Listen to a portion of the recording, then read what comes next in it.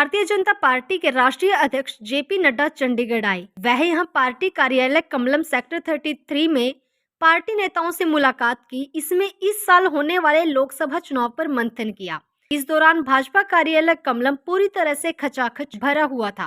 भाजपा कार्यकर्ता काफी संख्या में यहाँ पहुंचे थे और हर कोई उनसे मिलना चाहता था, उनके दीदार करना चाहता था। कई बार भीड़ को संभालने के लिए भी मंच से कई नेता भी उतारे गए। भाजपा के राष्ट्रीय अध्यक्ष जेपी नड्डा ने कहा कि 2024 लोकसभा चुनाव नजदीक है और इन चुनाव में एक बार फिर मोदी को लाना है। जिस तरह मोदी ने चौमुखी विकास किया है, उस विकास को दोबारा दोहराना है। मोदी सरकार के विकास की चर्चा चीन तक है। और आप सब लोगों ने जिस गर्मजोशी के साथ और जिस धक्का मुक्की के साथ आपने मेरा स्वागत किया है,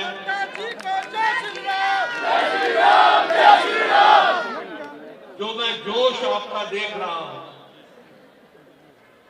यह जरूर मैं कहना चाहूंगा कि आपने मुझे तो धक्के से बचाया, लेकिन खुद आपने बहुत धक्के खाए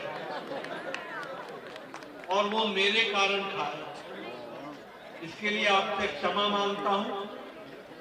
लेकिन जिस ऊर्जा के साथ, जिस उत्साह के साथ, यार कैमरा भाई, जिस उमंग के साथ आपने मेरा स्वागत किया है, इसके लिए मैं आपका हार्दिक अभिनंदन करता हूं। स्वागत। जय श्री राम, जय श्री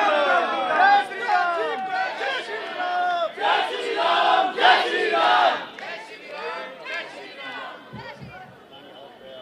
ये स्वागत मैं उत्साह देख रहा हूं, वो उत्साह मध्य प्रदेश की जीत का,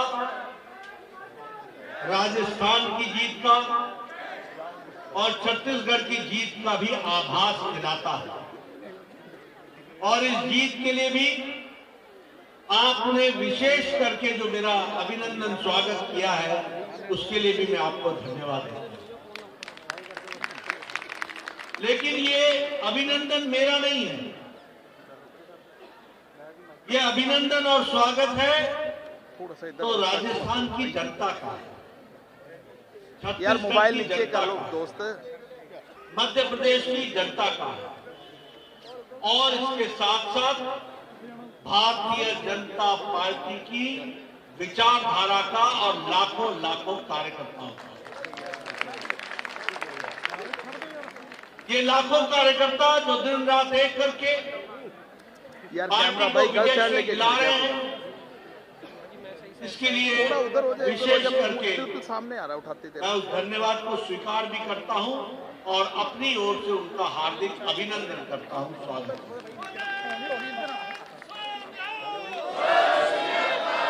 मित्रों, आज मैं चंडीगढ़ आया हूं। मेरा कार्यक्रम तो एक छोटी सी बैठक का था, लेकिन आपने इसको जनसभा में परिवर्तित कर दिया। इसके लिए भी आपको मैं बधाई और धन्यवाद देता हूं। हम सब जानते हैं कि आज देश मोदी जी के नेतृत्व में एक मजबूती के साथ दुनिया में अपने आप को स्थापित करता हुआ और भारत को मजबूत करता हुआ आगे बढ़ रहा है। और इस मजबूती के कारण आज प्रधानमंत्री मोदी जी लोकप्रियता में दुनिया में नंबर 1 पर दुनिया में आके जा रहे हैं। नंबर 1 देश के तो वो सर्वमान्य और सर्वाधिक लोकप्रिय नेता तो है, लेकिन हमें गौरव और गर्व है कि ऐसी शख्सियत हमारे पार्टी के हैं और हमारे नेता हैं, ये हमारे लिए गौरव है।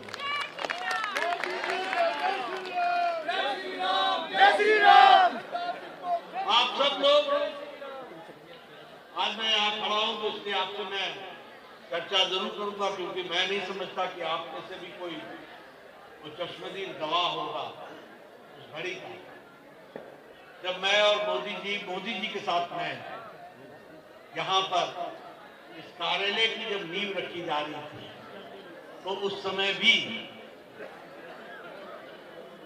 कुछ लोगों ने हाथ उठाया और कुछ लोगों ने बातें याद की है सतपाल जी की, तो वो भी हमने दिन देखा। इसलिए उनका जो चंडीगढ़ से विशेष संबंध है ये हमको और हम सबको और गौरवान्वित करता है। ये भी उन्होंने यहाँ पर हर सेक्टर में मीटिंग ली है, पार्टी को खड़ा किया है और आज देश को नेतृत्व करते हुए आगे बढ़ रहे हैं। मित्रों, हमारी जिम्मेवारी है कि जो उन्होंने बातों को आगे बढ़ाया है उसमें भारतीय जनता पार्टी के कार्यकर्ता के नाते, पहरेदार के नाते हम भी उसको आगे बढ़ाने में अपनी तरफ से कोई कसर नहीं छोड़ेंगे। इस बात का बताइए मेरे को वादा करते हैं आप, वादा करते हैं पूरी ताकत लगाएंगे, पूरी ताकत लगाएंगे। आप बताइए, आप बताइए उनके नेतृत्व में देश 11वें स्थान से बढ़कर अर्थव्यवस्था में 5वें स्थान पर आ गया कि नहीं आ गया? आप बताइए देश इंफ्रास्ट्रक्चर में बढ़ने वाला, सबसे तीव्र गति से चलने वाला देश बन गया कि नहीं बन गया? आप बताइए स्टील में हम प्रोडक्शन में चौथे नंबर से दूसरे नंबर पर पहुंच गए कि नहीं पहुंच गए? आप बताइए ऑटोमोबाइल की इंडस्ट्री में और उसकी मार्केट में हम दुनिया में तीसरे नंबर पर पहुंच गए कि नहीं पहुंच गए? आज फार्मास्यूटिकल्स में हम 108% हमारा एक्सपोर्ट बढ़ गया कि नहीं बढ़ गया? पेट्रोकेमिकल्स में हमारा एक्सपोर्ट 138% बढ़ गया कि नहीं बढ़ गया? विकास हो रहा है कि नहीं हो रहा है? मेट्रो का काम चल रहा है, आगे बढ़ रहा है, सारी चीजों का काम आगे बढ़ रहा है, कहीं ओवरब्रिज, कहीं अंडरब्रिज, रेलवे, वाटरवेज, एयरवेज बढ़ रहा है कि नहीं बढ़ रहा है? बताओ, देश आगे बढ़ रहा है। आप बताओ, गांव, गरीब, वंचित, पीड़ित, हमारे अनुसूचित जाति में के रहने वाले भाई, हमारे अनुसूचित जनजाति में रहने वाले भाई, उनको ताकत दी जा रही है कि नहीं दी जा रही है? महिलाओं का एम्पावरमेंट, सशक्तिकरण हो रहा है कि नहीं हो रहा है? युवाओं का सशक्तिकरण हो रहा है कि नहीं हो रहा है? आप बताइए किसानों को मुख्य धारा में लाने का काम किया है कि नहीं किया है? अब ये सब किया है तो 2024 में आपको भी कुछ करना है कि नहीं करना है? क्या करना है? क्या करना है? मोदी सरकार पूरी ताकत से। इसलिए मित्रों, हमें ध्यान में रखना चाहिए कि चाहे देश की बात हो, प्रदेश की बात हो, इलाके की बात हो, हाईवेज की बात हो, इंफ्रास्ट्रक्चर की बात हो, इकोनॉमी की बात हो, दुनिया में अपने आप को अपने ढंग से, कल ग्लोबल टाइम्स चंडीगढ़, चाइना का अखबार, वो ग्लोबल टाइम्स क्या लिखता है? ग्लोबल टाइम्स लिखता है कि एक समय था कि भारत बैलेंसिंग करता था, बैलेंसिंग। आज भारत अलाइनमेंट करता है, अलाइनमेंट तय करता है। ये आज चाइना का वो क्या कहते हैं कि भारत में विकास सबसे तीव्र गति से हो रहा है और सामाजिक न्याय मिल रहा है। एक कम्युनिस्ट देश, एक कम्युनिस्ट कंट्री जो गरीबों की बात करती है, वो भारत की तारीफ कर रही है कि सामाजिक न्याय मोदी जी के नेतृत्व में हो रहा है। ये हमको समझना चाहिए कि इसका क्या अर्थ है।